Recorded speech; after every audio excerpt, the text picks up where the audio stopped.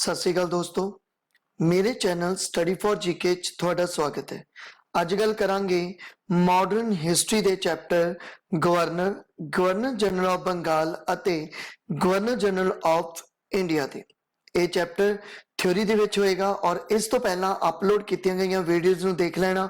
और अगर मेरे चैनल स्टडी फॉर जीके नूं सबसक्राइब नहीं किया तो प्लीज़ कर लो, बैल आइकन नूं प्रेस कर लो ताकि अपडेट समय सिर मिल सके।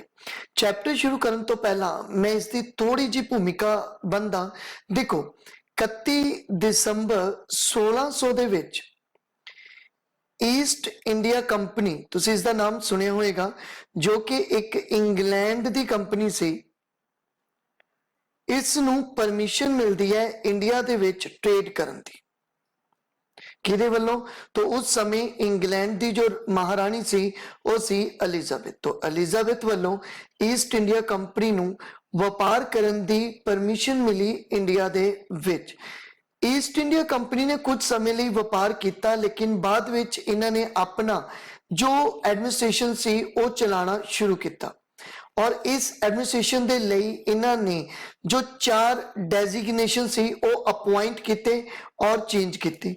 और इन्ना ही आपां डेजिग्नेशंस नूं डिस्कस करना है कि किहड़े-किहड़े ऑफिसर इंडिया विच आए और उन्हां दे समय इंडिया दे विच की कुछ होया। तो वो जो 4 डेजिग्नेशन है वो किहड़े-किहड़े है? तो देखो, governor of Bengal, governor general of Bengal, governor general of India अते वाइसराय ऑफ इंडिया। इस वीडियो के पार्ट विच आपां इन्हां 3 डेजिग्नेशंस बारे डिस्कस करांगे और दूसरे पार्ट दे विच आपां वाइसराय ऑफ इंडिया बारे डिस्कस करांगे। तो स्टार्ट करते हैं सब तो पहला गवर्नर ऑफ बंगाल तो। इत्थे मैं तुहानूं एक चीज होर दसदा जिथे बच्चे ज्यादातर कन्फ्यूज हुंदे ने, वो ये कि देखो, जो डेजिग्नेशन तुहानूं लास्ट मिलेगा, ठीक है, किसी भी पर्सन का जो डेजिग्नेशन लास्ट होएगा, मान लो ए पर्सन का कोई डेजिग्नेशन है जो है गवर्नर ऑफ बंगाल, लेकिन ये लास्ट, ठीक है, तो इस तो बाद ये जो गवर्नर ऑफ बंगाल है वो चेंज होके गवर्नर जनरल ऑफ बंगाल बना दिते गए। तो तुसी ये याद रखियो, सिर्फ डेजिग्नेशन चेंज होता है, पर्सन जो है वो सेम रहेगा इत्थे भी।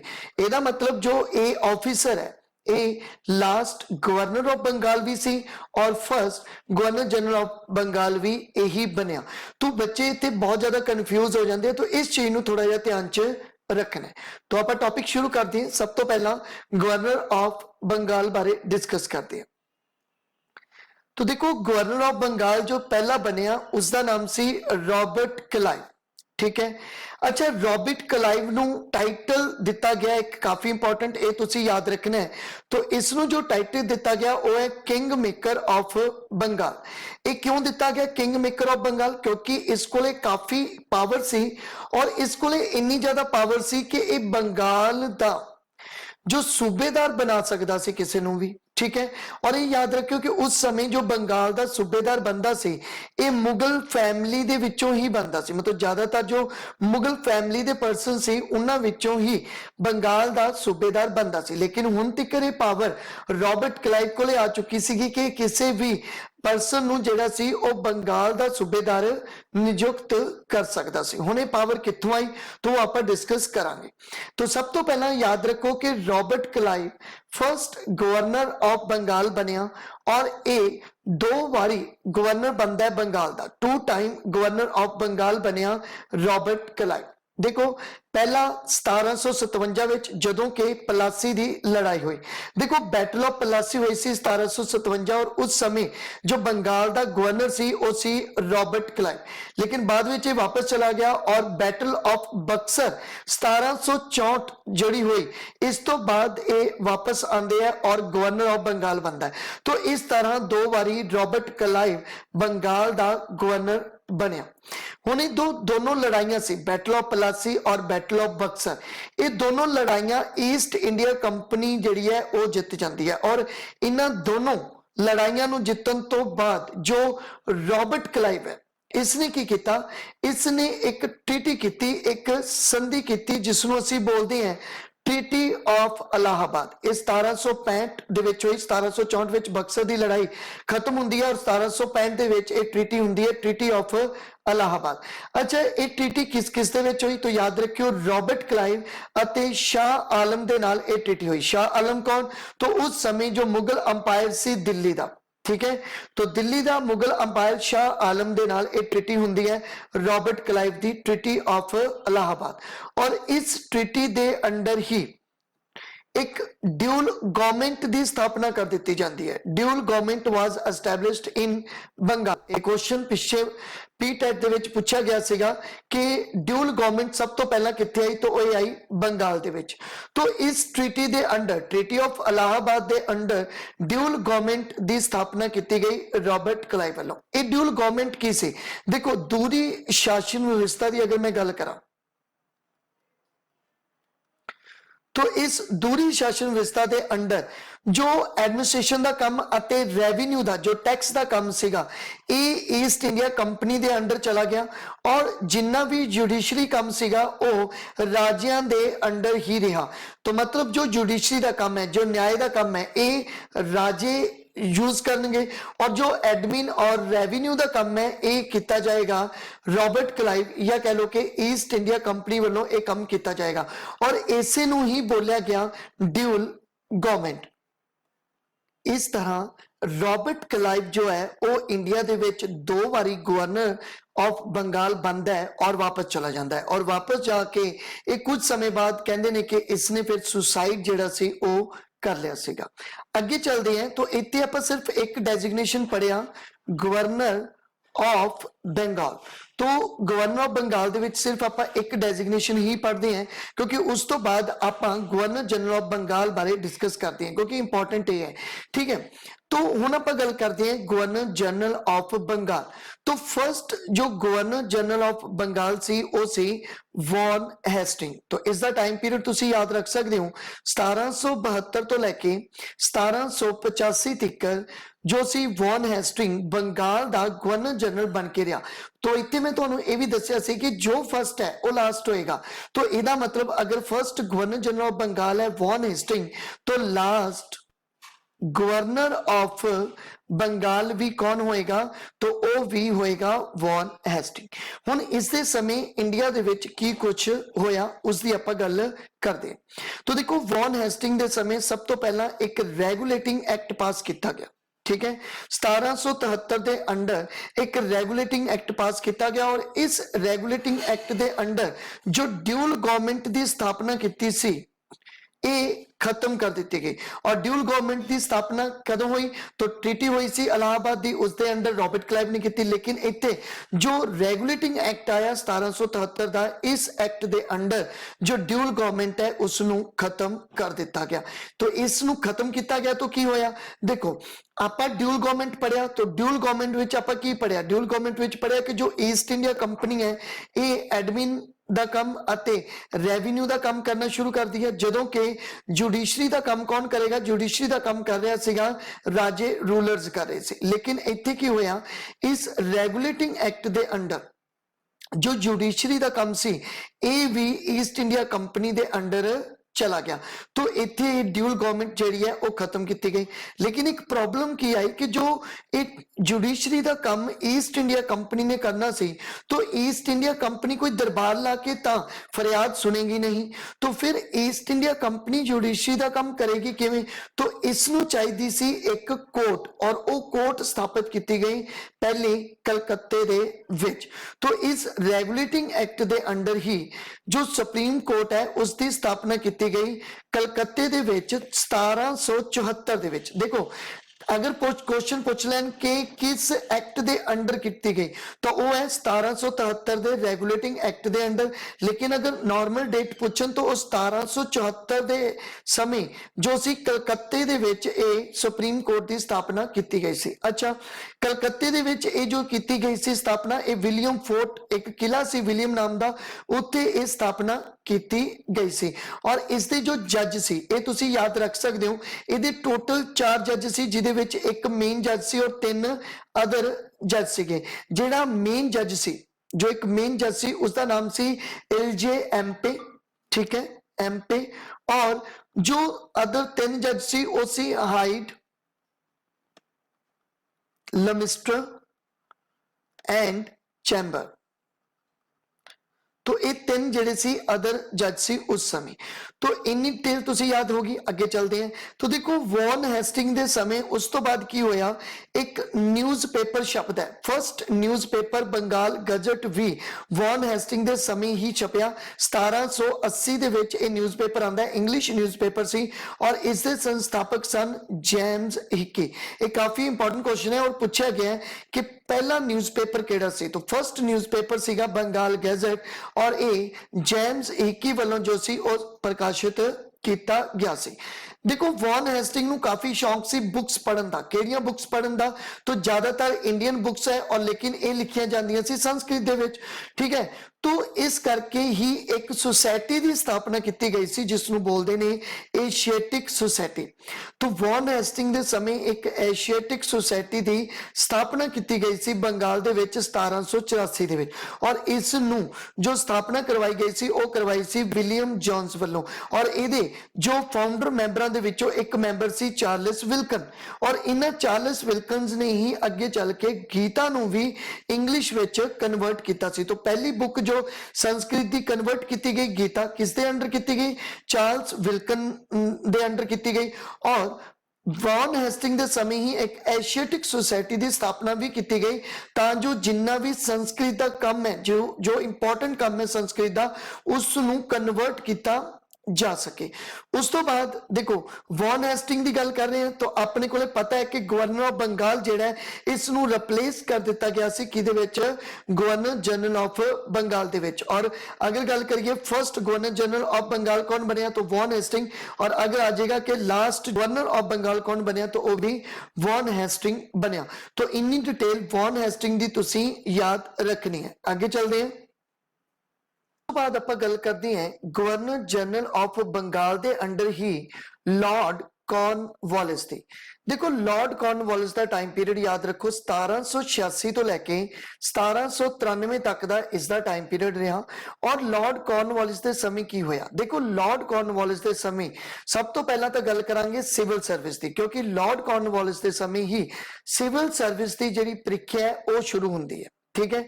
अच्छा सिविल सर्विस की प्रीख्या शुरू हुई, लेकिन ये प्रीख्या लंडन च देनी पैंदी सी। इंडिया दे विच हजे तक इस तरह की कोई प्रोविजन नहीं सी कि प्रीख्या लंडन दे विच मतलब इंडिया दे विच होएगी। तो ये प्रीख्या लंडन च दे के आनी पैंदी सी, और उम्र भी इसकी सी 21 साल, ठीक है। और पहला पर्सन जो ये प्रीख्या पास करता है इंडियन, उसका नाम की सी? तो याद रख लो उसका नाम सी भाई सतिंद्रनाथ टैगोर, ठीक है। सतिंद्रनाथ टैगोर जिन्हों ने ये प्रीख्या सब तो पहला पास की सी। अच्छा लॉर्ड कॉर्नवालिस के समय होर की होया? तो देखो लॉर्ड कॉर्नवालिस के समय एक परमानेंट सैटलमेंट सिस्टम जिहड़ा है वो आंदा है। काफी इंपॉर्टेंट क्वेश्चन है, ठीक है। अच्छा परमानेंट सैटलमेंट सिस्टम नूं असीं जमींदारी सिस्टम, ठीक है, अते एक स्थाई बंदोबस्त के नाम नाल भी जानते हैं। स्थाई बंदोबस्त, तो इसनों स्थाई बंदोबस्त भी कहा जाता है, जमींदारी प्रथा भी कहा जाता है, अते परमानेंट सैटलमेंट सिस्टम भी कहा जाता है। तो इसकी जो स्थापना हुई सी परमानेंट सैटलमेंट सिस्टम की, ये हुई सी 1793 दे विच इहदी स्थापना हुंदी है। हुण इस जमींदारी प्रथा विच की सीगा कि जो रूलर सी, जो राजे सी, उन्होंने ये मतलब परमिशन मिली कि वो टैक्स कलैक्ट करके ईस्ट इंडिया कंपनी नूं जो है वो सबमिट करवाया करनगे। उस तो बाद लॉर्ड कॉर्नवालिस के समय होर की होया? तो देखो लॉर्ड कॉर्नवालिस के समय ही एक ट्रीटी हुई सीगी। इस ट्रीटी का नाम सी श्री रंगापट्टनम दी ट्रीटी, ठीक है। ये जो ट्रीटी हुई सी श्री रंगापट्टनम दी, ए लॉर्ड कॉर्नवालिस अते टीपू सुल्तान दे विच ये ट्रीटी हुंदी है। और ये ट्रीटी जिहड़ी सीगी तुहानूं पता होएगा कि एंग्लो मैसूर वॉर जो हुई सी, ठीक है। इस तो बाद ये ट्रीटी हुंदी है 18 मार्च 1792 दे विच जिहड़ी है ये ट्रीटी भी कीती गई सी। तो जो लॉर्ड कॉर्नवालिस है इसके नाल रिलेटेड इन्नियां चीज़ां तुसीं जिहड़ियां वो याद रखनियां। सिविल सर्विस की प्रीख्या शुरू हुई, परमानेंट सैटलमेंट आई जिसनों असीं जमींदारी सिस्टम बोलते हैं, अते श्री रंगापट्टनम की जो संधि सीगी टीपू सुल्तान नाल वो भी किसदे नाल हुई? कॉर्नवालिस दे नाल हुई। तो इन्नी डिटेल कॉर्नवालिस की याद रखनी है। अगे चलते हैं।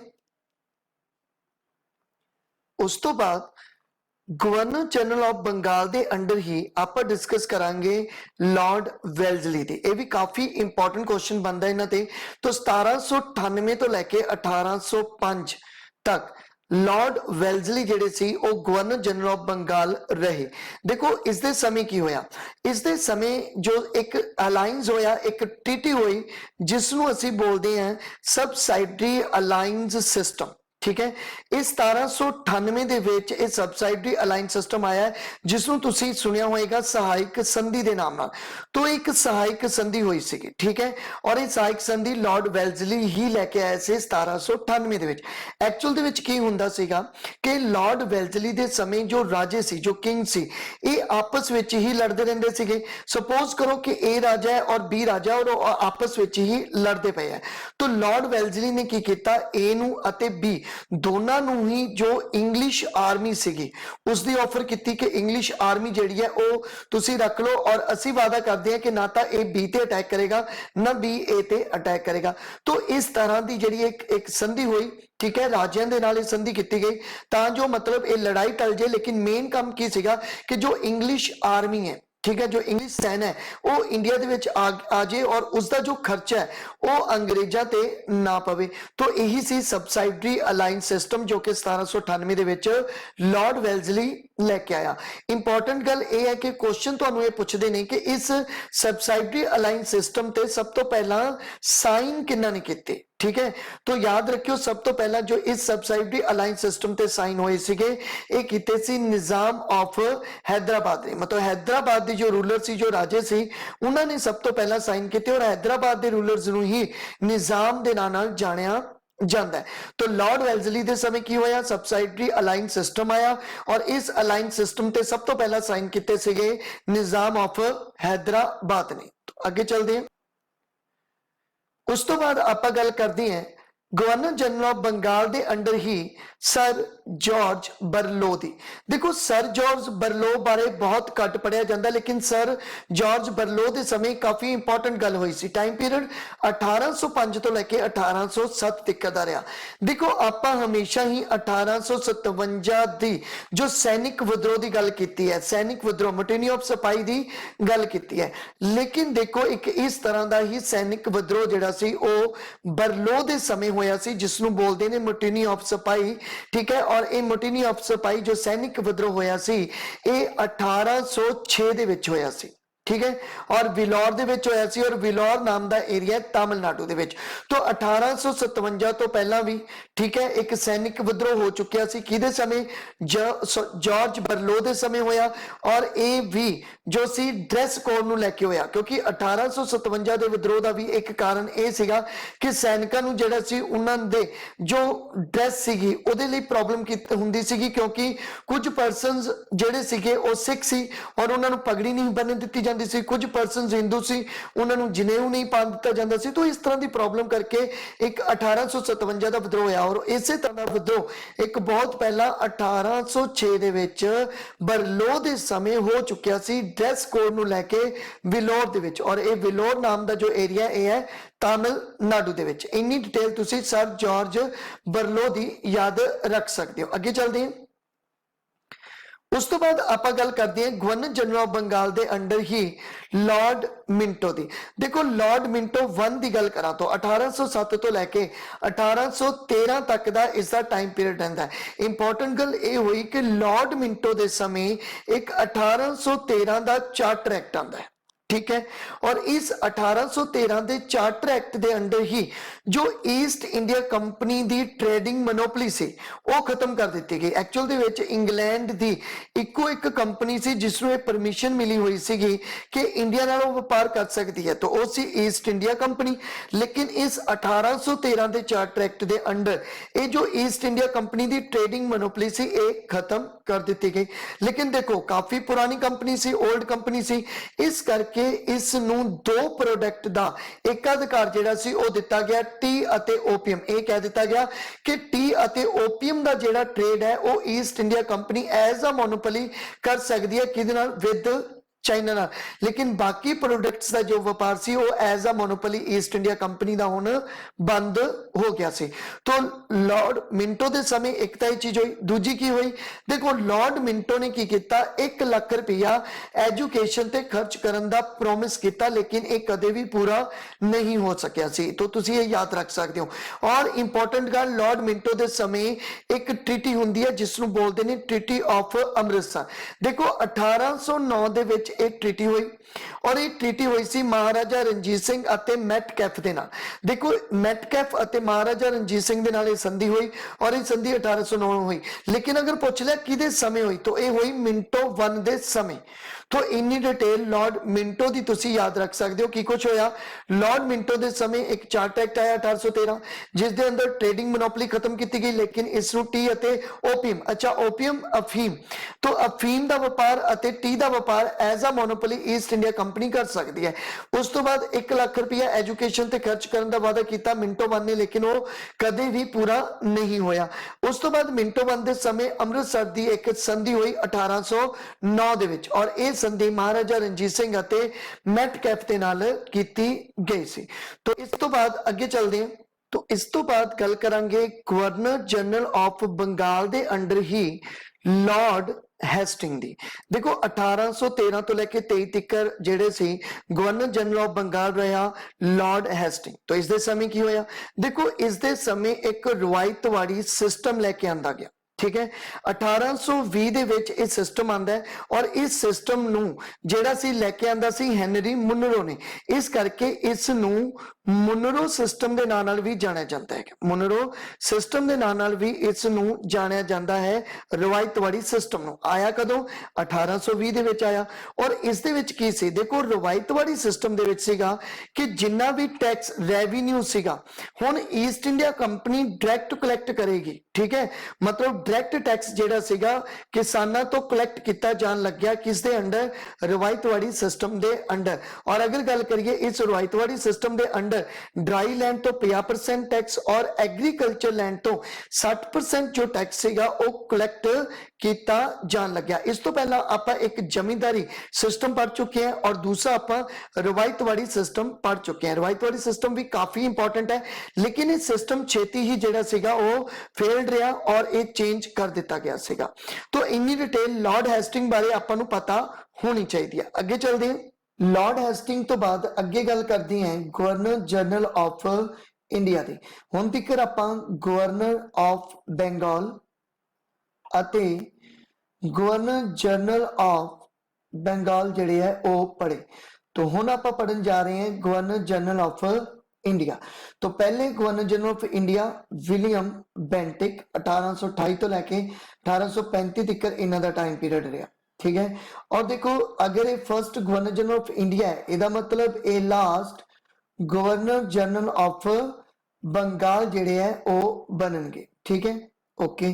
तो इन्हां दे समय की कुछ होया, देखो इन्हां दे समय एक पर्सन सी जिहदा नाम सी राजा राम मोहन राय, राम मोहन राय।